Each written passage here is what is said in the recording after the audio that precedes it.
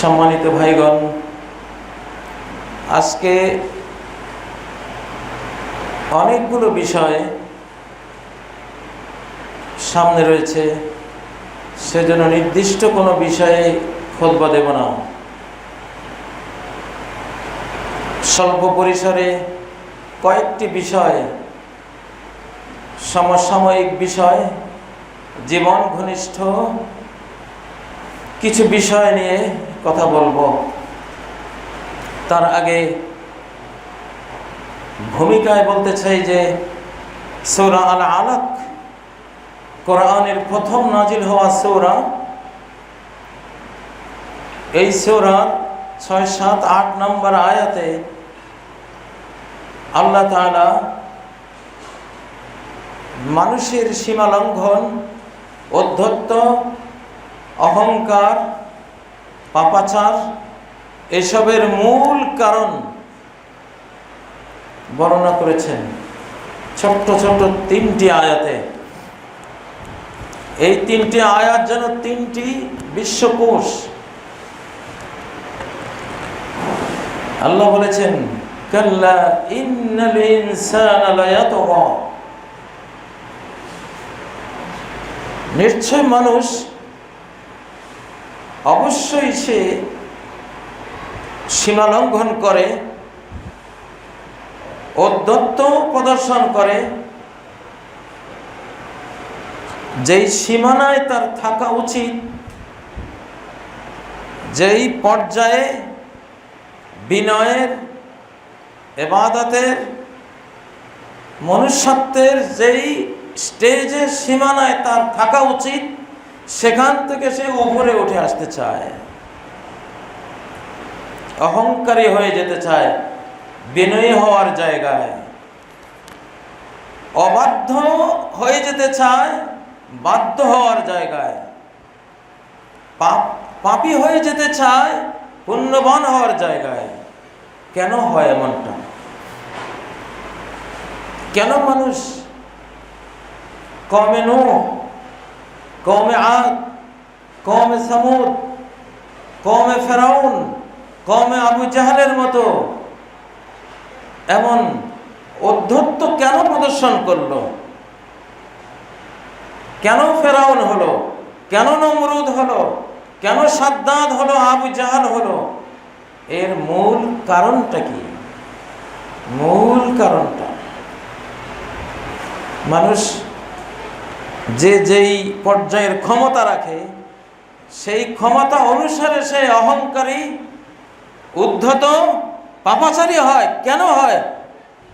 আর রাহুস্তাগনা, তার একটি দর্শনের কারণে, একটি দৃষ্টিভঙ্গির কারণে, যে দৃষ্টিভঙ্গিটা ভুল, যে দৃষ্টিভঙ্গিটা রং।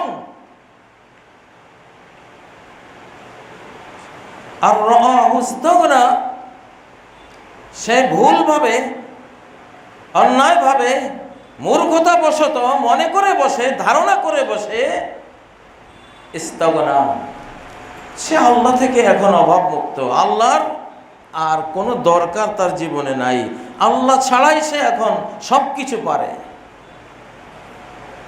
তার ব্যাংকে ব্যালেন্স আছে কোটি কোটি টাকা, তার বিল্ডিং আছে, শরীর সুস্থ, ছেলে সন্তানও আছে, ক্ষমতাও আছে, ধনবল আছে, জনবল আছে, কি নাই?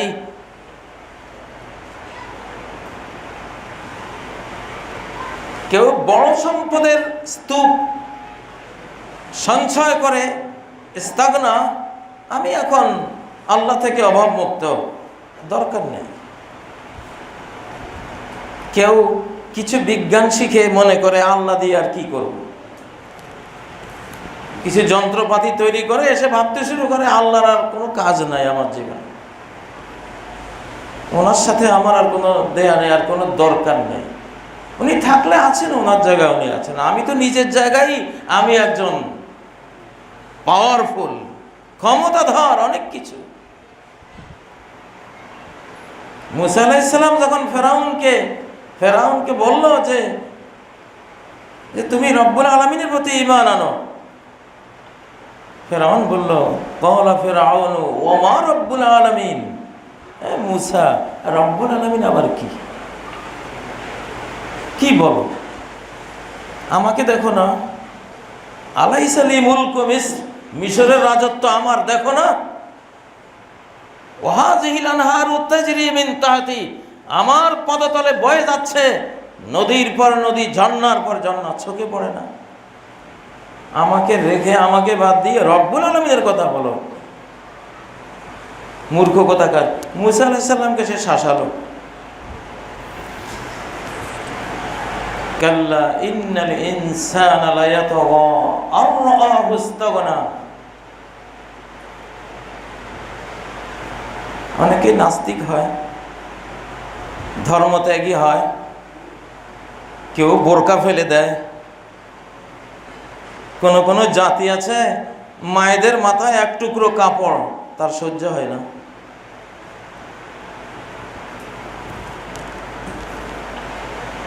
একজন নারীর মাথায় তার সম্ভ্রম, তার ইজ্জতের ভূষণ, এক টুকরো কাপড় যাদের সহ্য হয় না, গোটা ইসলাম তাদের সহ্য হবে? আমরা ভালো করে জানি কখনো হবে না।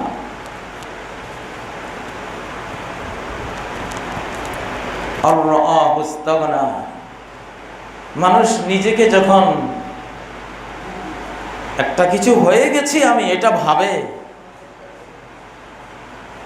তখন সে আর আল্লাহমুখী হয় না। এটা তার ভুল দৃষ্টি।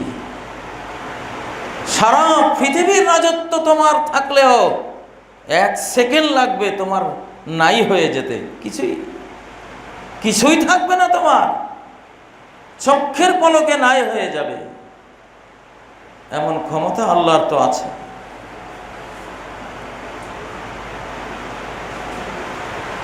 ইতিহাসে কত ঘটনা আমরা দেখেছি, এক পা দিয়ে আরেক পা দেওয়ার তৌফিক হয় নাই, আরেক পা তার প্রাসাদে দেওয়ার আগেই পড়ে গেছে,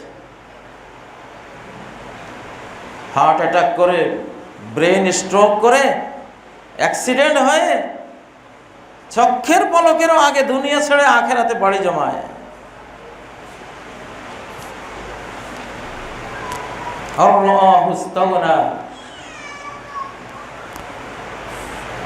ইন্না ইলা রাব্বিকার রুজা। যখনই মানুষ নিজেকে মনে করে যে আমার আল্লাহর দরকার নেই, তখনই আল্লাহর দিকে রিটার্ন হওয়ার মতো পরিবেশ তৈরি হয়ে যায়, মৃত্যুর পরিবেশ তৈরি হয়, ধ্বংসের পরিস্থিতি চলে আসে। আজকের গোটা পৃথিবী, আমরা মানুষেরা এই পর্যায়ে চলে গেছি, অধিকাংশরাই নিজেরাই এখন দুনিয়ার ভালো মন্দ নিয়ে চিন্তা করি। আল্লাহর কোরআন খুলে দেখার কোনো প্রয়োজন, বিশ্ব যারা চালান তারা কয়জনে মনে করেন, কয়জনে ভাবেন?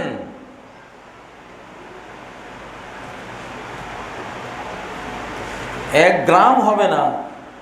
করোনার যেই বাহিনীটা সারা বিশ্বকে লকডাউনে ফেলে দিল, কোয়ারেন্টাইনে নিয়ে গেল, সোশ্যাল ডিস্টেন্সের মতো ভয়াবহ সামাজিক একটা শত্রুতায় পর্যবেসিত করে দিল, এদের ওজন সারা বিশ্বের করোনাগুলোকে ওজন দিলে হয়তো এক গ্রামও হবে না। কিসের অহংকার মানুষের, কিসের ক্ষমতা মানুষের! করোনার সামান্য আঘাতে এই বাংলাদেশেই শহরের 66 জন চাকরি হারালো, গ্রামের শতকরা 41 জন চাকরি হারালো। করোনার দ্বিতীয় আক্রমণ আসলে কোথায় যাবা? কোদালার লাঙ্গল জোয়াল নিয়ে খেতে নামা ছাড়া, পুকুরে মাছ চাষ করে খাওয়া ছাড়া, কুলি মজুরি করা ছাড়া তেমন কিছু হাতে থাকবে না। ইস্তেগনা, আল্লাহ থেকে ইস্তেগনা, আল্লাহকে ডাকে না। জমিনে ফসল ফলাতে গিয়েছ, ফান্তাশিরু ফিল আরদি ওয়াবতাগু মিন ফাদলিল্লাহি ওয়াযকুরুল্লাহা কাসীরা। জমিনে খেতেও যদি ছড়িয়ে যাও, ব্যবসা বাণিজ্য যদি করতে যাও, যেই কোনো বিদেশ যাত্রায় যদি যাও, যাও জমিনে ছড়িয়ে পড়ো, হাত পা ছোড়াছড়ি করলে রিজিক আমি দেব। মনে রেখো, ওয়াজকুরুল্লাহ কাসীরা, আল্লাহকে ভুলে যেও না। তোমার এই ক্ষমতা কিছুই না, নিজ ক্ষমতায় কিছুই করতে পারবে না। আমেরিকার একজন গাড়ি নির্মাতা কোম্পানি, মিনিটে একটা গাড়ি যার কারখানা থেকে বের হো, এক টুকরো গোস্ত জীবনে হজম করতে পারেননি। বলেছিলেন কারখানার অর্ধেক দিয়ে দেব, এক টুকরো গোস্ত যদি আমাকে কেউ হজম করিয়ে দেওয়ার মতো কোনো ঔষধ বানিয়ে দিতে পারে। এই বাংলাদেশেরই একজন অনেক বড় ধনী, 1 নম্বর ধনী, মৃত্যুর সময় একটু মসুরের ডাল খেয়ে খেয়ে কবরে চলে গেছে। সারা মাসে 200-300 টাকার বেশি খেতে পারেননি। ব্যাংকে তো হাজার হাজার কোটি টাকা পড়ে আছে। কাল্লা ইন্নাল ইনসানা লায়াতগা আর রাআহু ইসতাগনা ইন্না ইলা রাব্বিকার রুজা। এই ভূমিকার পরে এবার আসি ফ্রান্সের প্রেসিডেন্ট ম্যাক্রনের কথা, যিনি আল্লাহর ইসলামের উপরে ঔদ্ধত্য দেখিয়েছেন। বলেছেন ইসলাম বিশ্বের সকল দেশে সংকটে পড়ে আছে। সারা পৃথিবীতে ইসলাম খুব সংকটে আছে, বিপদগ্রস্ত হয়ে আছে। ইসলামই একটা সংকট।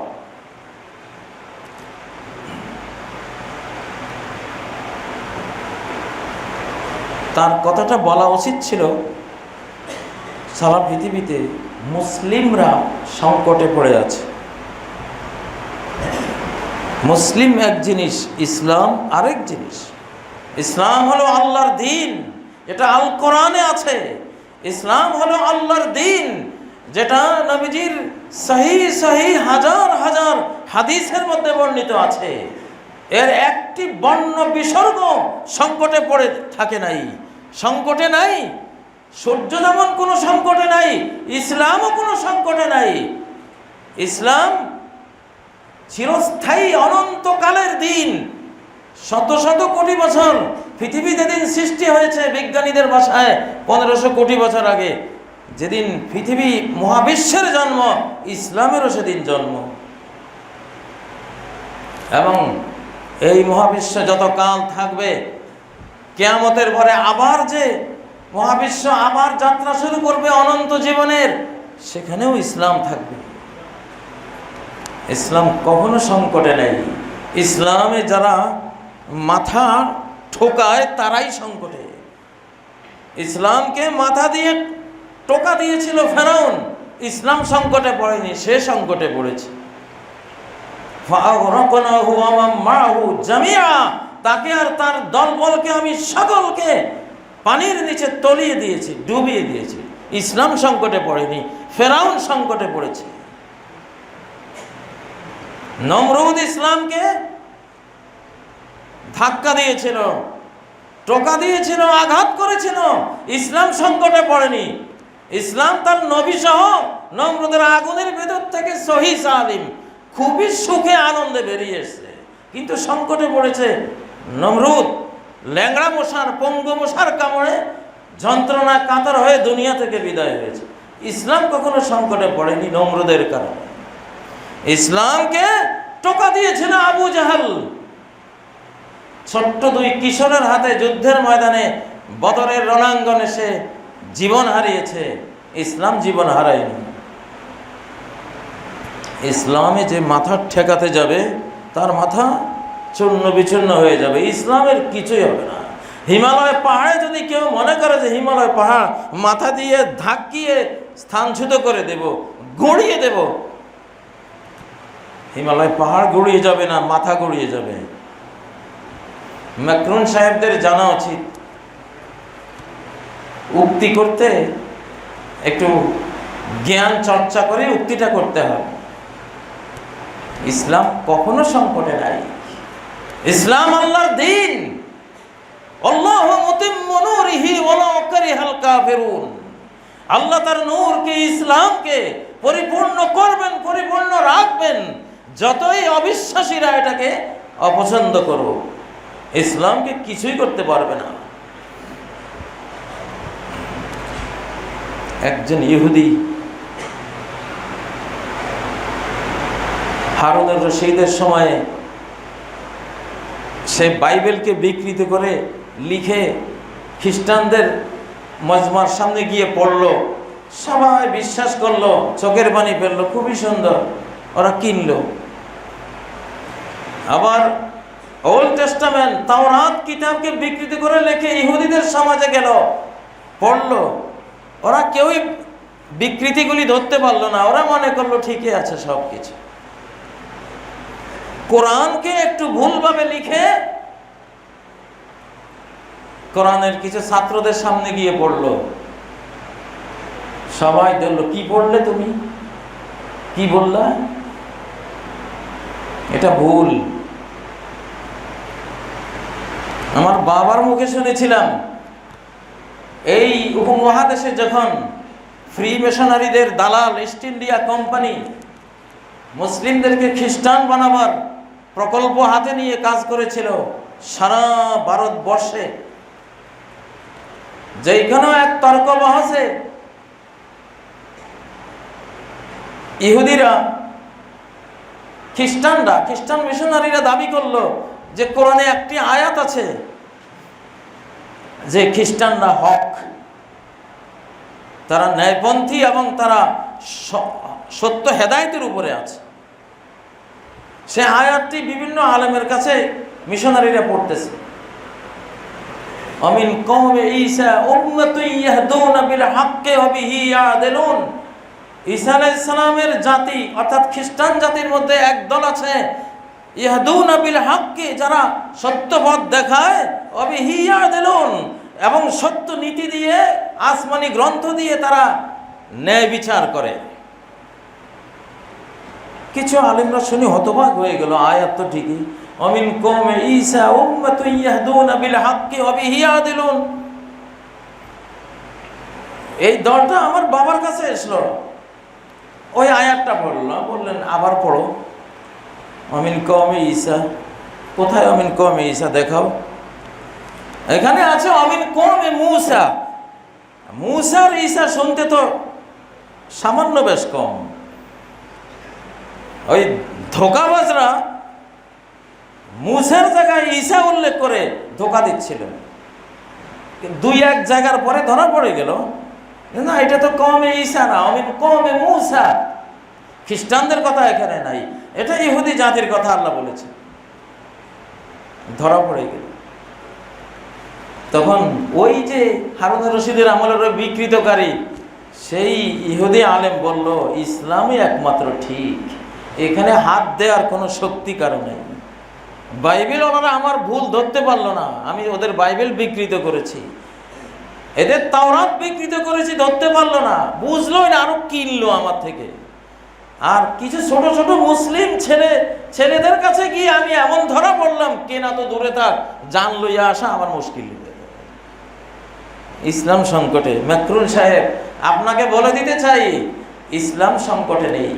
আপনার উক্তিটি আপনি উইথড্র করুন, আল্লাহর কাছে ক্ষমা চান, আপনি মারাত্মক ভুল কথা বলেছেন। ইসলাম যদি সংকটে থাকতো, ইসলাম যদি কোনো ভুলভ্রান্তিতে পড়তো, মহাবিশ্ব সিঙ্গার ফুৎকারে উড়ে যেত সে কবে।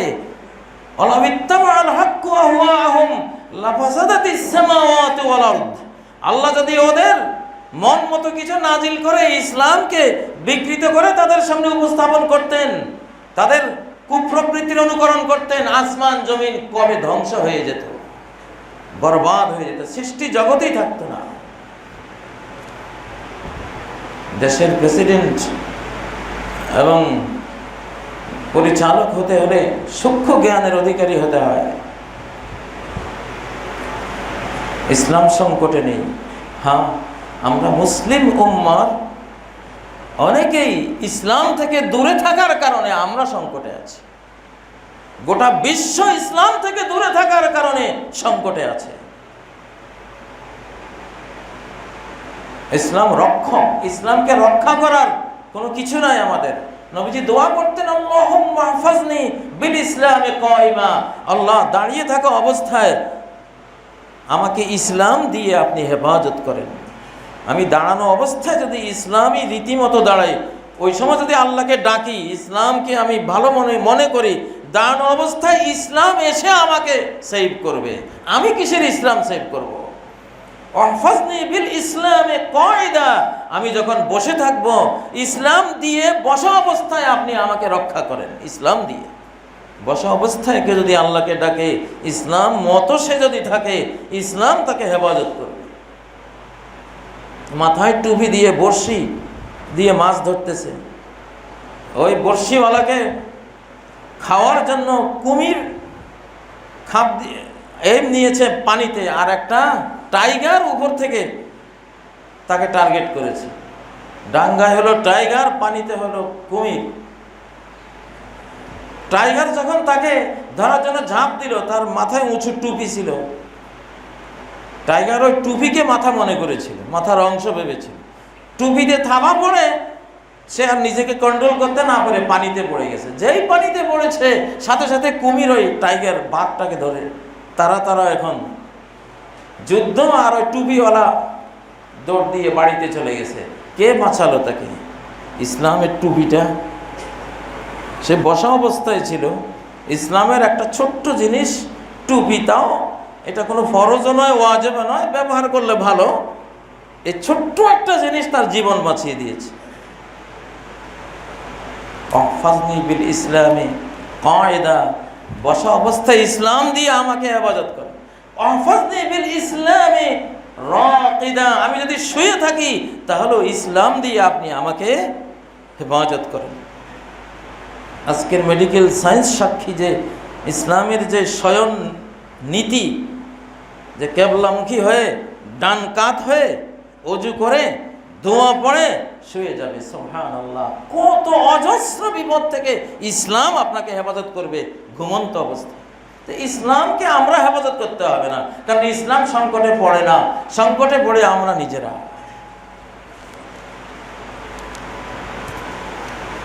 সম্মানিত ভাইগণ, ম্যাক্রন সাহেবদের এই উক্তিগুলির জন্য আমরা মুসলিমরা দায়ী। তারা ইসলাম মনে করে আমাদেরকে, তারা তো কোরআন পড়ে না, হাদিস পড়ে না। ওরা আমাদেরকে ইসলাম ধর্মের প্রতিনিধি ভেবে আমরা যে আচরণ করি এটাকেই তারা ইসলাম মনে করে। অথচ আমরা জানি আমাদের মুসলিমদের মধ্যে কত পার্সেন্ট আমরা ইসলামকে ফলো করি।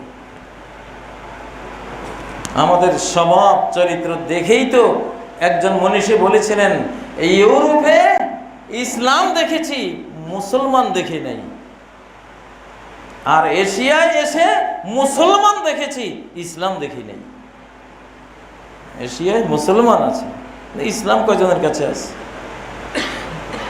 একজন নারীকে উলঙ্গ করে বিভৎসতম বেইজ্জত করে এইভাবে ছবি তোলে, সে মুসলমান।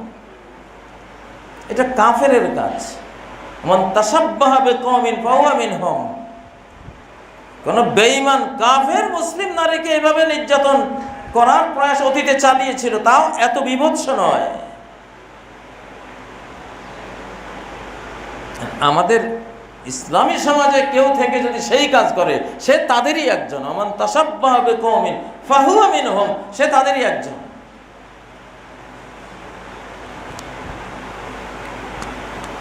সম্মানিত ভাইগণ, আমার আজকের তৃতীয় বিষয় এটাই, নৈতিক অবক্ষয়। আল ইনহিলালুল খুলুকি, ধর্ষণের যেন বন্যা বয়ে যাচ্ছে। যেগুলো প্রকাশ পায় সেগুলো নিয়েই আমরা হতবাক, অস্থির। প্রকাশ তো পায় শতকরা ৫-৭টা, ৯৫টাই তো প্রকাশ পায় না। কারণ এটা হলো এত বড় কলঙ্ক, আত্মমর্যাদা হানিকর জিনিস। এটাতে যারা আক্রান্ত হয় তারা কখনো এটা প্রকাশ করতে চায় না। যদি সামান্য সম্ভ্রম তার ভিতরে থাকে, সেটা প্রকাশ করে না। যে মহিলাকে নিয়ে সারা বাংলাদেশ তোলপাড় হলো, তিনিও তো প্রকাশ করেননি।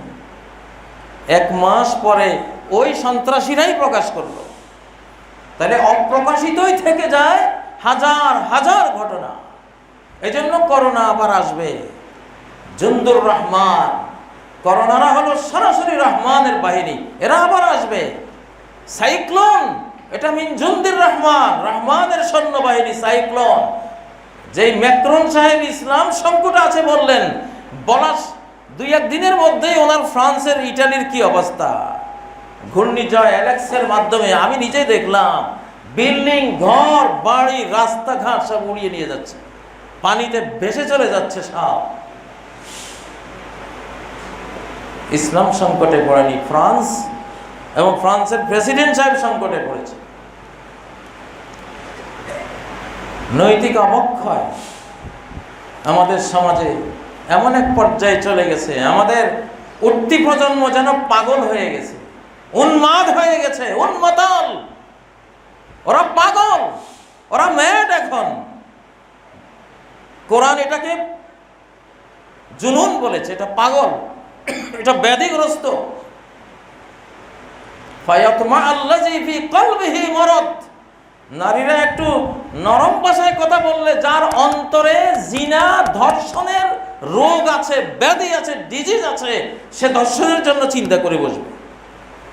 এই জন্য বলছে মহিলারা পুরুষদের সাথে কথা বললে খসখসা ভাষায় বলো, নিরস ভাষায় বলো, রসালো করে বলো না। ফালা তাখদানা বিল কওলি, কথা এমন দুর্বলভাবে বলো না যে তুমি নিজেকে সঁপে দিচ্ছ তার হাতে, না। কথাটা পাওয়ারফুল ভাবে বলবা, যেন ও ভয় পায় যে না, সাংঘাতিক মহিলা। কোরআনের শিক্ষা।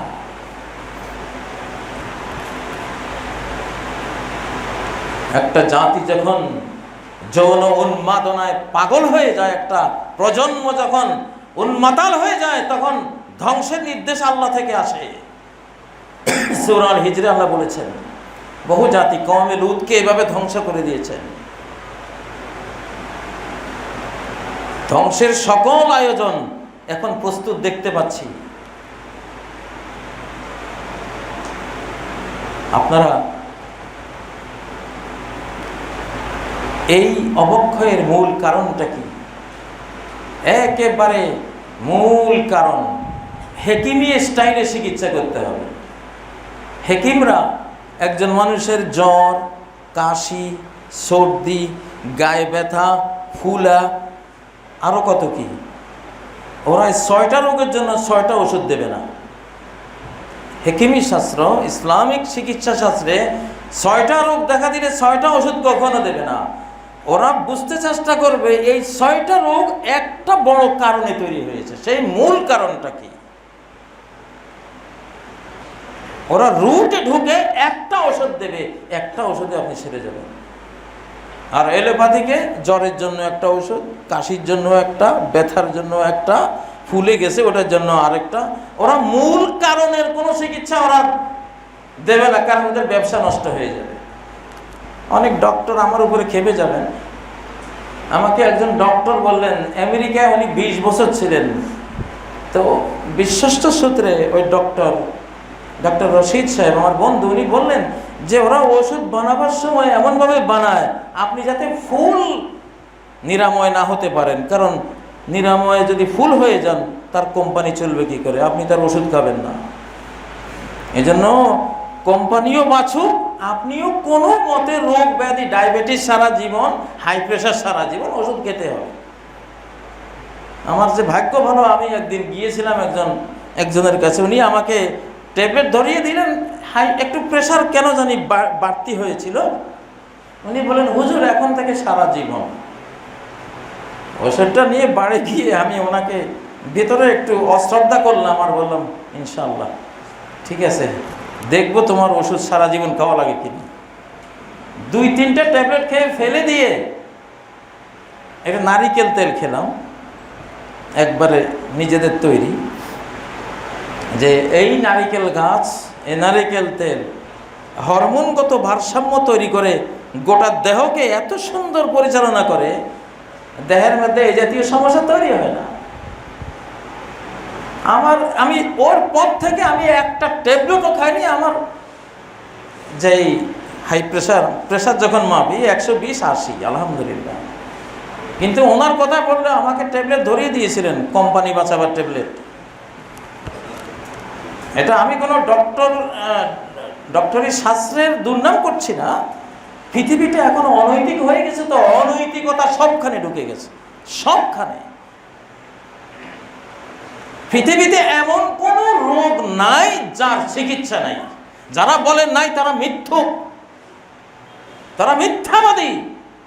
নবীজি নিজে বলছেন, বুখারীর হাদিস, মা আনজালাল্লাহু দাআন ইল্লা আনজালা লাহু দাওয়াআন। আল্লাহ এমন কোন রোগ নাজিল করেননি যার কোনো চিকিৎসা নাজিল করেন। ফাইজা আসাবাদ দাওয়াউ দাআ বারাআ বিইজনিল্লাহ।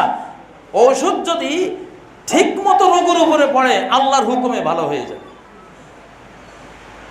হাকিম সাহেবরা বলেন, আপনারা সপ্তাহে 4 দিন পাকা পেঁপে খালি পেটে খান, কোনো ডায়াবেটিস থাকবে না।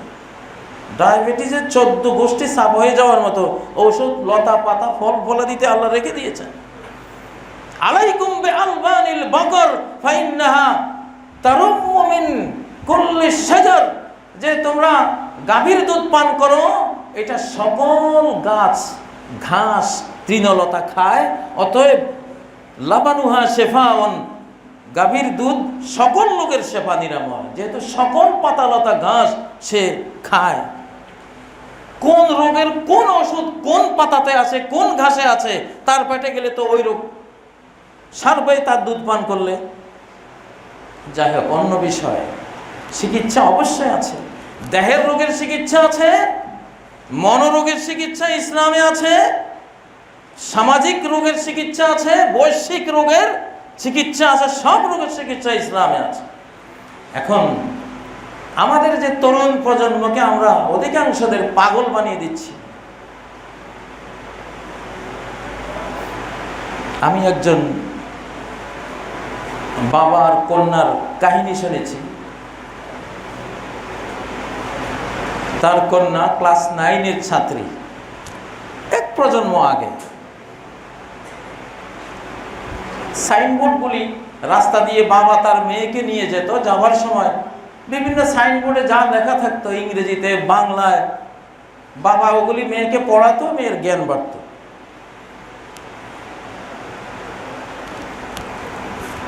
একটা সাইনবোর্ড স্কুল থেকে যাওয়ার সময় মেয়েটা পড়তেছে যে সকল যৌন রোগের চিকিৎসার গ্যারান্টি সহ ব্যবস্থা আছে, এরকম একটা সাইনবোর্ড। ক্লাস 9-এর ছাত্রী। এখন সে তার বাবাকে জিজ্ঞাসা করছে যে বাবা, যৌন রোগ কি? সে জিনিসটাই জানে না, এইটা তার জানা নাই। কিছু জিনিস আছে, এগুলি অতি আগে কিশোর শিশু প্রজন্মকে জানিয়ে দিলে এরা উন্মাতাল পাগলা মতে একেবারে ধ্বংস হয়ে 22, 23, 24 বছরে বৃদ্ধ হয়ে যাবে। এদের যৌবন বলতে কিছু থাকবে না। আজকে ছোট ছোট বাচ্চারা যেসব মন্তব্য করে ফেসবুকে, ইউটিউবে নারীদেরকে নিয়ে, প্রাইভেট বিষয় নিয়ে, এটা তো আমরা বুঝতে 40 বছর পার হয়ে গেছে। আমরা একটা জীবন পার করেছি। 45-50 বছর পর্যন্ত আমাদের এটা বিশ্বাস করতে কষ্ট হতো যে একটা মেয়ে মানুষ বা একটা ছেলে একটা মেয়ের সাথে এই ধরনের কোনো আচরণ করতে পারে। স্বামী রেখে, ঘরে স্বামী রেখে মহিলারা পুরুষের সাথে সম্পর্ক করতে পারে।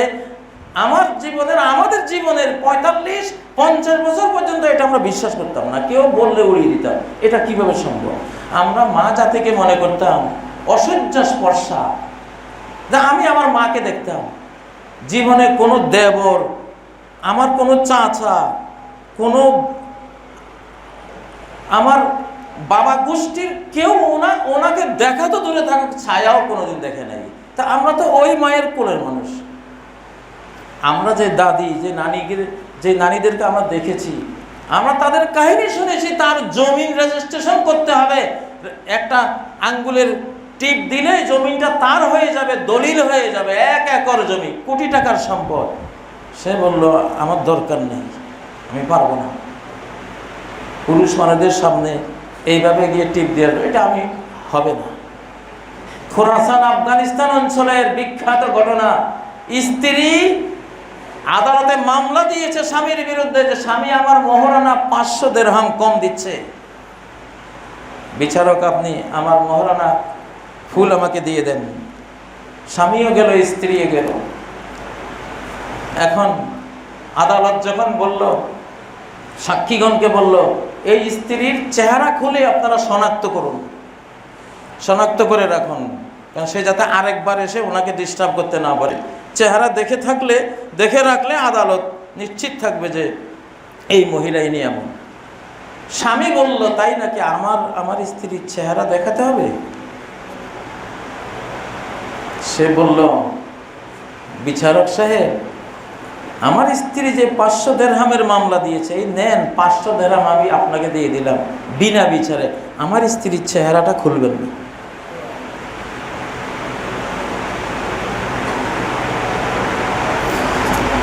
সম্মানিত মুসল্লিয়ানে কেরাম, মহিলারা খারাপ হতে পারে বা ছেলেরা এই পর্যায়ের খারাপ হতে পারে, এটা আমরা একসময় স্বপ্নেও কল্পনা করিনি, কিন্তু এখন বিশ্বাস করি। এখন আর আগের মতো অবিশ্বাস করি না, বাস্তবতা তো দেখতে পাচ্ছি। এর মূল 3টা কারণ, এই অবক্ষয়ের মূল 3টা কারণ, অনেক কারণ আছে, মূল 3টা কারণ। 1 নম্বর হলো আজকের মা বাবারা ছেলে তাদের নিজের ছেলে মেয়েদের জন্য উত্তম আদর্শ হিসেবে আর অবশিষ্ট নেই। মা বাবারা যেন সন্তানের তরবিয়ত শালীন, ইসলামিক, ভদ্র, মানবিক কায়দায় সন্তান গড়ার যে নৈতিক দায়িত্ব তার উপরে আছে জন্মের পরে, মা বাবারা অধিকাংশই যেন এই দায়িত্বটাকে ইস্তফা দিয়ে দিয়েছে যে এটা আমরা এখন পালন করব না। বাবা তার মোবাইল নিয়ে সারাদিন, মা তার মোবাইল নিয়ে সারাদিন, সন্তান তাদেরটা নিয়ে সারাদিন, এই হলো পরিবার। এরাই প্রকৃত এতিম,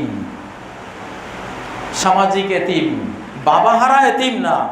বাবা মরে গেলে এতিম হয়, কিন্তু এই যুগে বাবা থেকেও অধিকাংশ সন্তানরা এতিম, বরং বাবা হারা এতিমের চেয়ে বাবাওয়ালা এতিমরা বেশি ক্ষতিগ্রস্ত এবং মিসকিন, অসহায়। ইন্নাল ইয়াতীমাল্লাযী তালকা লাহু উম্মান তাখাল্লাত আওয়াবান মাশগুলা, যে এতিম বাবা হারিয়েছে, বাবা হারিয়ে এতিম নাম তার কপালে জুটেছে, তার জন্য এতিমখানা আছে। সেই এতিমখানায় প্রিন্সিপাল আছে, সেই এতিমখানায় ভাইস প্রিন্সিপাল আছে, সেই এতিমখানায় ভালো ভালো শিক্ষক আছে, শিক্ষিকা আছে, সেই এতিমখানায় তার খাবার দাবার, তার চরিত্র রক্ষার সব আয়োজন করা আছে, সে ভালো আছে। কিন্তু যেই ছেলের মাও বেঁচে আছে, বাবাও বেঁচে আছে, তার বাড়িও আছে, সেই ছেলের তো আর আলাদা কোনো প্রিন্সিপাল নাই, ভাইস প্রিন্সিপালও নাই, শিক্ষকও নাই, তার নৈতিকতা রক্ষার আর কে আছে? তার কপালে জুটেছে কাজের বুয়া, গৃহ পরিচারিকা, মাও চলে গেছে চাকরিতে, বাবা তো চাকরিতে যাবে, ব্যবসায় যাবে, অথবা ঘরে এসে দুইজন দুই জগতে ব্যস্ত, ছেলে মেয়েদের কে খোঁজ খবর নেয়? আক্ষেপ আমাদের জন্য, আমাদের মা বাবারা দায়িত্ব থেকে ইস্তফা দিয়েছে, এখন আর সন্তান লালন পালনের দায়িত্ব মা বাবার নাই।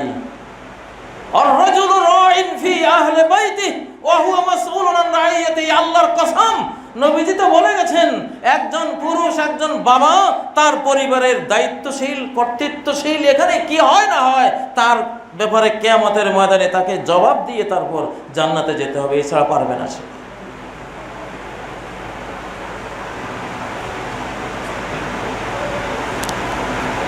এই জন্য মূল প্রথম বড় কারণ হলো, জাতিসংঘ যেমন বলছে, ভালো বাবা, ভালো পিতা এখন আর পাই না আমরা সমাজে। আসলে তো আমরাই দেখি, একটা মেয়ে মায়ের সাথে খুব দুর্ব্যবহার করে, তো তাকে যখন সার্চ করা হলো যে কেন তুমি মায়ের সাথে এত দুর্ব্যবহার করো, আমার জীবনে আমার মায়ের কি অবদান আছে? আমাকে লালন পালন করেছে, কাজের বুয়া, গৃহপরিচারিকা, আমি সদ্ব্যবহার করলে কিছু তার সাথে করব। আমার মতো জীবনে কোনোদিন আমার কোনো খোঁজখবরই রাখেননি, উনি ওনার জগতে ব্যস্ত। এই হলো 1 নম্বর কারণ আজকের তরুণদের এই অবক্ষয়ের পেছনে। 2 নম্বর কারণ, আমরা আমাদেরকে যিনি সৃষ্টি করেছেন, সৃষ্টিকর্তা আল্লাহ রাব্বুল আলামিন, আমরা কিভাবে কোথায় কোন আচরণ করলে আমাদের সমাজ সুন্দর থাকবে, দুনিয়াটাই একটা জান্নাত হয়ে যাবে, যে সুন্দর বিধিবিধানগুলো তিনি নাজিল করেছেন, আমরা সেগুলোকে দূরে, কত দূরে ছড়ে ফেলে দিয়ে আমরা হারিয়ে গেছি। কোরআনের সাথে কোনো দেখা নেই। মুরু আওলাদাকুম বিসসালাতি ইজা বালাগু সাবআন, সন্তানের বয়স 7 বছর হলে সালাতের নির্দেশ দাও, মসজিদে নিয়ে যাও, সালাত পড়াতে শুরু করো। অদ্রিবুহুম আলাইহা ইজা বালাগু আশরান, সালাত না পড়লে শাসন করো যখন 10 বছরে পা দিবে। 9 বছর শেষ, 10 বছরে পা দিয়েছে, সালাত পড়ে না, মুসল্লি হয় নাই, ছেলে সালাত পড়ে না, মেয়ে সালাত পড়ে না, শাসন করো। ফাররিকু বাইনাহুম ফিল মাদাজ, ভাই বোন 9 বছর পার হলেই আর একসাথে শুতে পারবে না, মা ছেলের সাথে শুবে না, বাবা মেয়ের সাথে শুবে না। রক্ত মাংসের গড়া মানুষের পিছনে ইবলিস লাগানো আছে। ইবলিস মিসগাইড করার সর্বশক্তি নিয়োগ করবে। ফাররিকু, অনুভূতি এসে গেছে এদের, তারুণ্যের অনুভূতি নাড়া দিচ্ছে, পার্থক্য করো। বাবা মেয়ে ভাই বোন একসাথে ঘুমায়, কি শিখবে এরা? এদের কাছে নারীর সম্ভ্রমের কি মর্যাদা আছে? 8-9 বছর বয়স, মা তার ওই ছেলের সামনে শালীনভাবে চলে না, মা তার 12-13 বছরের মেয়ের সামনে মা অর্ধ উলঙ্গ হয়ে বেড়ায়। কি শিখবে এই মেয়ের, এই মায়ের কাছে এই মেয়েটা? ধর্ষণ হলেই, উলঙ্গপনার ঘটনা ঘটলেই আমরা বিচারের জন্য যাই, নারীদের পক্ষ নেই। নারী নির্যাতিতা হয়েছে এই কথা আমরা বলতে হয়, নৈতিক দায়িত্ব, তখন এটা বলবই। কিন্তু বন্ধুগণ, এখানে মূল দোষী ছেলেরা না, এখানে প্রধান আসামি ছেলেরা না, প্রধান আসামি মেয়েরা। ওয়াজ্জানিয়াতু ওয়াজ্জানি, জিনাকারিনী মেয়ে আর জিনাকারী ছেলে, এদেরকে 100 বেত করে লাগাও।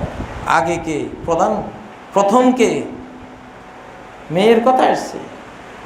তুমি নিজের দুর্গ থেকে এইভাবে বেহায়ার মতো বেরিয়ে দাওয়াত দিলা কেন ওদের? মার্কেটিংটা তুমি করেছো ধর্ষণের। আল মারআতু আওরা, একজন নারী পুরাটাই আচ্ছন্ন, ঢেকে রাখার জিনিস। হিন্দু মেয়েদেরকেও দেখেছি আমাদের বাড়ির পাশে, হিন্দু মহিলারা, আমাদের শিশুকালে দেখতাম ওরা ঘোমটা 1 হাত ঘোমটা টেনে দিয়ে রাস্তা বের হতো, চেহারা আমরা কখনো দেখিনি একটা হিন্দু মেয়েরও। আর আজকে ঘোমটা তো দূরে থাক, মাথার এক টুকরো কাপড়ও নাই। এই ছোট্ট ছোট্ট বিষয়গুলি আমরা বুঝি না, সৃষ্টিকর্তা বোঝেন। এই ছোট্ট ছোট্ট বিষয়গুলিকে এক একটা নিউক্লিয়ার বোম, অ্যাটম বোম হচ্ছে মারাত্মক সমাজ ধ্বংস করার বিষয়ে, এটা আমরা বুঝি না, আল্লাহ বুঝেন। দেখি ওয়ালিয়াদরিবনা বিখুমুরিহিন্না আলা জুয়ুবিহিন্না, জামা যেখান দিয়ে কাটা আছে, মাথার উপর থেকে জামা বড়, এখানে বোতাম লাগাও, উপরটা খালি, এখন এখানে একটা ওড়না দিয়ে উপরের অংশটা পুরো আচ্ছন্ন করে নাও। আল্লাহ বলেছেন। আমরা ইসলামের দেয়া মুহাম্মদ সাল্লাল্লাহু আলাইহি সাল্লামের নারীগণ, খাদিজা, আয়েশা, উম্মে সালমা, হাফসা, সাহাবী মহিলারা যেইভাবে চলেছেন, যে যখন পর্দার আয়াত নাজিল হলো, জিলবাব দিয়ে সারা শরীর ঢাকো, খরাজনা নিসাউল আনসার মুতালাফিআতিন বিমুরুতিহিন্না কাআন্না আলা রুউসিহিন্নাল গিরবান, আনসারী মহিলারা এমনভাবে নিজেদেরকে ঢেকে বের হলো যেন তাদের মাথার উপরে কাক বসে আছে, সারা শরীর ঢাকা। ইসলামী এই শিক্ষাটা না দেওয়ার কারণে এই অবস্থা হয়েছে। আমাদের বিজ্ঞাপনগুলিতে সমানে অর্ধ উলঙ্গ নারীদেরকে দেখিয়ে দেখিয়ে তরুণদের জীবন যৌবন আমরা নষ্ট করতেছি। আমাদের কোনখানে নারীদের হেফাজত করেছে? নারীরা যখন পাপ করে তখন পুরুষ হলো এর গুনার একজন ভাগীদার। প্রধান আসামি সে, দ্বিতীয় আসামি পুরুষ। পুরুষ অন্যায় না করলেও সে আল্লাহর কাছে আসামি। কেন নারীকে তুমি রক্ষা করলে না? ও তো দুর্বল। তুমি একটু গরম দিলেই, শিক্ষা দিলে তাকে রক্ষা করতে পারতে, হেফাজত করতে পারতে। কি করেছে? অবক্ষয়ের তিন নম্বর বড় কারণ হলো বিশ্বব্যাপী ধর্ষণ, উলঙ্গপনা, বেহায়াপনার বাজারজাতকরণ, মার্কেটিং, যেটা সিনেমা হলের মাধ্যমে, হলিউড বলিউডের মাধ্যমে, যেটা বিভিন্ন পর্নোগ্রাফি, পর্ণ ছবির মাধ্যমে, উলঙ্গ ছবির মাধ্যমে বিশ্বব্যাপী দাজ্জাল, ইবলিস, ফ্রি মিশনারি, ইহুদি 13 ফ্যামিলি এবং তাদের বিশ্বপতি, বিশ্বব্যাপী সাঙ্গপাঙ্গরা এগুলোর বিশ্বব্যাপী বাজারজাতকরণ করেছে। আমরা ভেসে গেছি ওই মার্কেটিংয়ের সামনে। আমাদের এই জন্য কোনো নৈতিকতা নাই। সম্মানিত মুসলিয়ানে কেরাম, নিজের সন্তানদেরকে আধুনিক প্রযুক্তির এই মারাত্মক ছোবল থেকে রক্ষা করুন। মোবাইল আপনার ছেলের জন্য মৃত্যু, আপনার টিনেজ সন্তানের জন্য এই মোবাইল মৃত্যু ডেকে আনে। অল্প বয়স্ক তরুণ তরুণীদের একটা মৃত্যু। এর কারণেই আজকে আর কোনো প্রাইভেসি কোথাও নাই। যার প্রয়োজন নাই তাকে কেন মোবাইল তুলে দেবেন? তুলে দিলেও কেন কন্ট্রোলের বাইরে যেতে দেবেন? কেন রাখালি করবেন না? কেন আপনি সেখানে পর্যবেক্ষণে রাখবেন না? আপনার কি দায়িত্ব নাই? অবশ্যই আছে। এসব দায়িত্ব পালন না করার কারণে সমাজ ধ্বংসের দিকে চলে গেছে। ইন্নাল্লাযীনা ইউহিব্বুনা আন তাশিয়াল ফাহিশাতু বিল্লাযীনা আমানু, ঈমানদার সমাজে অন্যায়, পাপাচার, বেহায়াপনা ছড়িয়ে পড়াকে যারা ভালোবাসে, যে জাতি এটা ভালোবাসে, লাহুম আযাবুন আলীমুন ফিদ দুনিয়া ওয়াল আখিরা, এদের জন্য কঠিন শাস্তি রয়েছে দুনিয়াতেও আখিরাতেও। দুনিয়াটা আজকে পেয়ে যাচ্ছি আমরা। আজকে কারো মেয়ে আর নিরাপদে নাই। কে কোথায় কখন আক্রান্ত হয় এর শাস্তির বেত আমাদের মাথার উপরে জ্বলছে। আর আখিরাতে এটা তো আছেই। আল্লাহ তাআলা আমাদেরকে বুঝ দান করুন, চেতনা দান করুন, ভুল দৃষ্টিভঙ্গি থেকে আমাদের হেফাজত করুন। আকুলু কওলি হাযা ওয়া আস্তাগফিরুল্লাহ লি ওয়া লাকুম ফাস্তাগফিরুহু ওয়া তুবু ইলাইহি ইন্নাহু হুয়াল গফুরুর রহিম।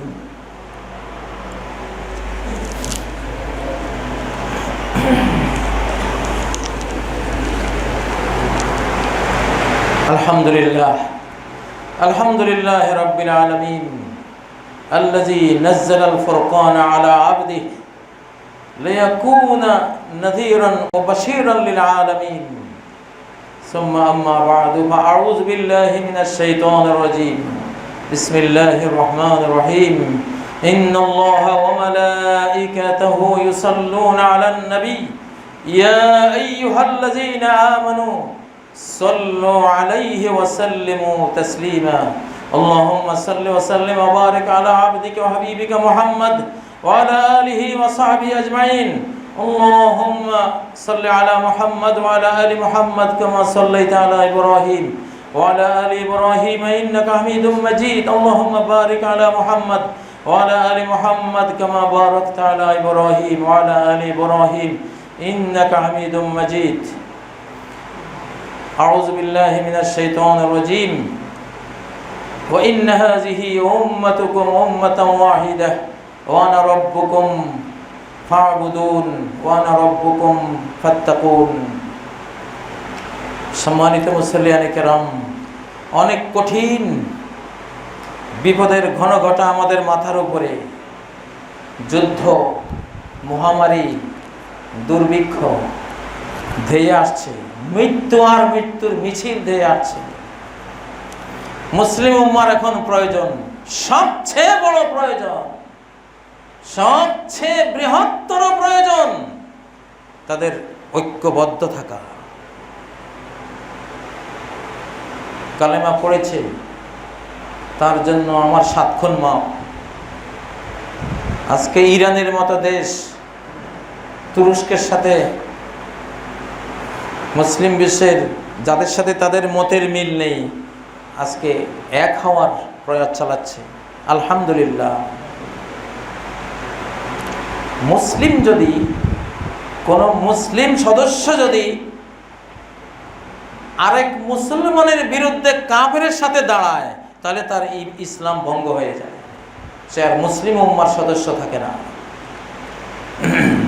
মুজাহারাতুল মুশরিকিন আলাল মুসলিমিন, নবী সাল্লাল্লাহু আলাইহি সাল্লাম বলছেন, মদিনার যে সনদ তিনি লিখেছিলেন মদিনায় রাষ্ট্র তৈরি করে, সেই সনদের মধ্যেই প্রথম যেই ধারাটি তিনি উল্লেখ করেছিলেন, ইন্নাহুম আসহাবুল মুসলিম উম্মাতুন ওয়াহিদা মিন দুনিন নাস।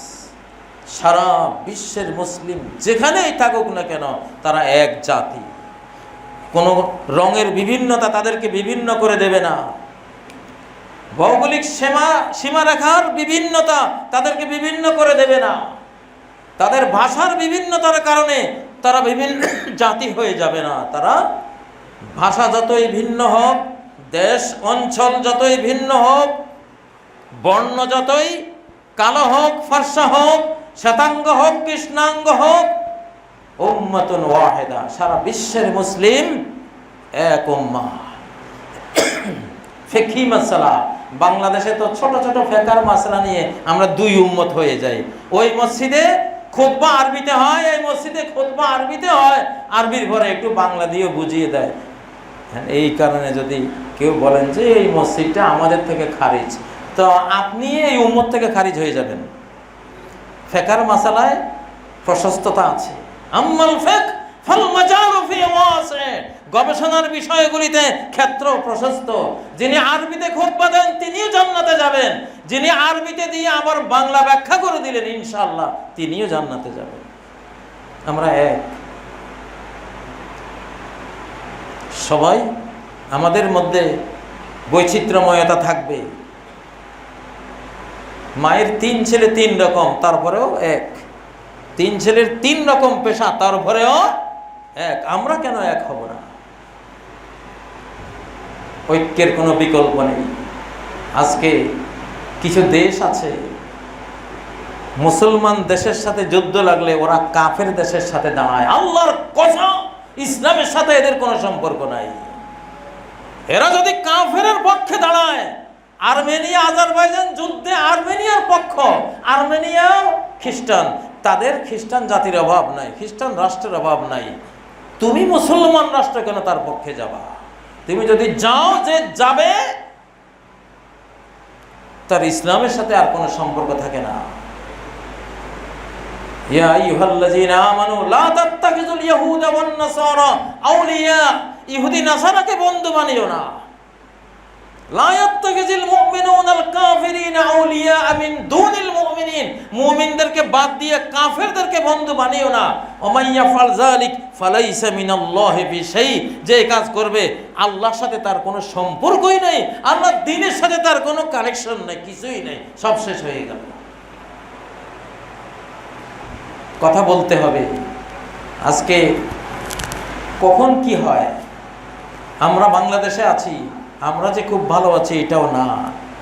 সারা বিশ্বের মুসলিমদের বিরুদ্ধে ষড়যন্ত্রের জাল বিছানো হয়েছে। এই জন্য এক উম্মাহ, বাংলাদেশে যত মত, যত পথ, যত দল, যত তরিকা, যত মাযহাবের যত কিসিম মুসলমান আছে, সব এক। সব কি? কেন এক? লা ইলাহা ইল্লাল্লাহ আমরা কেউই অস্বীকার করি না, আমরা সবাই কালেমাকে ভালোবাসি। এখন যদি কোনো মুসলিম, এখানের কোনো মুসলিম যদি কোনো কাফেরের সঙ্গ দিতে যায়, আমরা সকলে মিলে তার বিরুদ্ধে অ্যাকশনে যাব, তাকে বুঝাবো, এই পথে ফিরিয়ে আনবো। না আনলে যেইভাবে সরকারিভাবে জাতীয়ভাবে অ্যাকশনে যেতে হবে, এটা ফরজ জাতীয়ভাবে। ফাকাতিলুল্লাতী তাবগি হাত্তা তাফিয়া ইলা আমরিল্লাহ, ইসলামের সূরা হুজুরাতের মধ্যে আল্লাহ তাআলা 10 নম্বর আয়াতে বিস্তারিত বর্ণনা করেছেন, যদি কোনো মুসলিম কাফেরের পক্ষ নেয়, অমুসলিম রাষ্ট্রের পক্ষ নিয়ে মুসলিম রাষ্ট্রের ক্ষতি করতে যায়, তখন ওই রাষ্ট্রের বিরুদ্ধে সবাই ঝাঁপিয়ে পড়ো। তোমরা কতক্ষণ তার সাথে যুদ্ধ করো, ওই মুসলিমটার বিরুদ্ধে যুদ্ধ করো, হাত্তা তাফিয়া ইলা আমরিল্লাহ, আল্লাহর নির্দেশের দিকে ফিরে আসা পর্যন্ত ওর সাথে যুদ্ধ চালাও। যখন চলে আসবে ফাইজা ফাআত, ফিরে আসে, বাস যুদ্ধ শেষ, সে তোমাদের ভাই, এবার বুকে জড়াও। অতএব সময় এসেছে আমরা কাফেরের ব্যাপারে কঠিন থাকবো, মুমিনদের ব্যাপারে আমরা নরম থাকবো। আশিদ্দাউ আলাল কুফফার রুহামাউ বাইনাহুম। ম্যাক্রন ইসলামকে আঘাত করেছে, আমরাও আমাদের কথা দিয়ে তাকে ছেড়ে দেব না। সে যেই কঠিন কথা বলেছে, সেই কঠিন কথা আমরাও তার বিপরীতে তাকে বলতে হবে। যদি না বলি তাহলে আমাদের ঈমানের দুর্বলতা ছাড়া আর কিছুই প্রমাণিত হবে না। সম্মানিত মুসলিয়ানে কেরাম, এই জন্য বারবার ঐক্যের কথা বলতে হয়। মুসলিমরা বিজয়ী হবে ঐক্যবদ্ধ হয়ে আল্লাহর দিকে আসলে, আর হেরে যাবে তারা যদি অনৈক্যে চলে যায়। দোয়া করুন, আজকের তুরস্ক, গোটা আরব জাহান, আজকের ইরান, বাংলাদেশ, পাকিস্তান, সারা বিশ্বের মুসলিম 57টি রাষ্ট্র 57 ভাগে বিভক্ত করে দিয়েছে সাইক্স বিকো, এক ইহুদি আর খ্রিস্টান এ মানচিত্র এঁকে দিয়েছে, যাতে আমরা আলাদা আলাদা হয়ে দুর্বল হয়ে থাকি আর তারা আমাদেরকে শাসন করতে পারে। তো তারা কাটলেও আমরা ভিতরে যাতে নিজেরা ঐক্যবদ্ধ থাকি, ঈমানের বন্ধনে আবদ্ধ থাকি, সেই তৌফিক আল্লাহ যাতে আমাদেরকে দেন। মুসলিমরা, নবীজি বলে গেছেন, এক জাতি, যেই ভৌগোলিক সীমারেখায় থাকুক না কেন, আল্লাহ তাআলা মুসলিম উম্মাহকে ঐক্যবদ্ধ করে দেন। আল্লাহ রজব তাইয়্যিব এরদোগান সহ মুসলিম নেতৃবৃন্দ যারা মুসলিম উম্মাহকে নিয়ে ভাবে, উম্মাহকে নিয়ে যারা চিন্তা করে, আল্লাহ তাদেরকে আরো বেশি তৌফিক দান করেন। আমাদের দেশ, জাতি, সরকারকেও মুসলিম উম্মাহর পক্ষে আসার তৌফিক দান করেন। কারণ উম্মাহ বিজয়ী হবে, কোনো দল বিজয়ী হবে না। ইন্না উম্মতি সায়াবলুগু মুলকুহা মা যুবিয়া লি মিনহা, সহিহ বুখারী মুসলিমের হাদিস। আমার উম্মত, আমাকে স্বপ্নে যেটা দেখানো হয়েছে, নবীজি বলছেন, গোটা গ্লোবটা আমাকে দেখানো হয়েছে, পৃথিবীর পূর্ব প্রান্ত, পশ্চিম পূর্ব প্রান্ত। তো আমার উম্মতের রাজত্ব ততটুকু পৌঁছে যাবে যতটুকু আমাকে দেখানো হয়েছে। উম্মতের রাজত্ব, তিনি বলেন না যে কোনো ইসলামী দলের রাজত্ব, দলের কথা বলেন নাই, উম্মতের কথা। উম্মত বিজয়ী হবে। কাইফা তাহলিকু উম্মাতুন আনা আউয়ালুহা ওয়াল মাসীহু আখিরুহা ওয়াল মাহদিয়্যু আওসাতুহা। ওই উম্মত কিভাবে ধ্বংস হতে পারে যার প্রথম ব্যক্তি আমি, শেষ ব্যক্তি ঈসা আলাইহিস সালাম, মাঝখানের ব্যক্তি ইমাম মাহদী আলাইহিস সালাম। এই উম্মত কিভাবে ধ্বংস হতে পারে?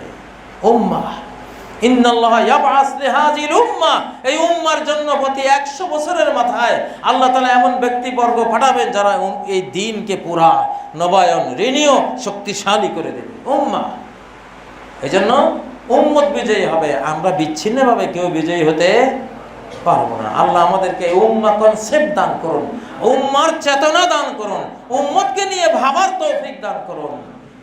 আল্লাহ তাআলা আমাদের মা বাবাকে ক্ষমা করেন, আমাদেরকেও ক্ষমা করেন, জীবিত মৃত সকল মুমিন মুমিনা, মুসলিম মুসলিমাকে ক্ষমা করেন। আল্লাহ তাআলা বাংলাদেশকে হেফাজত করেন, বাংলাদেশের জাতি, সরকার, জনগণ, সর্বস্তরের জনগণকে রহমত করেন। আল্লাহ আগামী যেই ভূমিকম্প, মহামারী, দুর্ভিক্ষ আসছে, আল্লাহ এই বহুল জনগোষ্ঠী সম্বলিত এই দেশকে, এই দেশের জীবন জীবিকাকে আপনি হেফাজত করেন। আল্লাহ এদেশের মানুষের শরীর স্বাস্থ্য হেফাজত করেন। আল্লাহ অবক্ষয়ের সেই অন্ধকার অলিগলি থেকে বের হয়ে আলোর রাজপথে ফিরে আসার তৌফিক দান করেন, ইসলামের দিকে ফিরে আসার তৌফিক দান করেন। আল্লাহ তাআলা মুসলিম উম্মাহকে নিয়ে যারা ভাবেন, উম্মার যে যেখানে বিপদগ্রস্ত সেখানে যারা ছুটে যান, তাদের শক্তি সামর্থ্য বিশ্বের সকল বৃহৎ শক্তির উপরে আপনি করে দেন। আল্লাহ মুসলিমদেরকে সারা পৃথিবীর মধ্যে সবচেয়ে শক্তিশালী করে দেন। আল্লাহ আউযু বিল্লাহি মিনাশ শাইতানির রাজীম, বিসমিল্লাহির রহমানির রহিম। ইন্নাল্লাহা ইয়া'মুরু বিল আদলি ওয়াল ইহসানি ওয়া ইতা'i যিল কুরবা ওয়া ইয়ানহা 'আনিল ফাহশা'i ওয়াল মুনকারি ওয়াল বাগি ইয়া'iযুকুম লা'আল্লাকুম তাযাক্কারুন ওয়াযকুরুল্লাহা ইয়াযকুরকুম ওয়াদউহু ইয়াস্তাজিব লাকুম ওয়া লাযিকরুল্লাহি আকবার ওয়াল্লাহু ইয়া'লামু মা তাসনাউন। সবগুলো সোজা করুন, পায়ে পায়ে কাঁধে কাঁধে মিশে।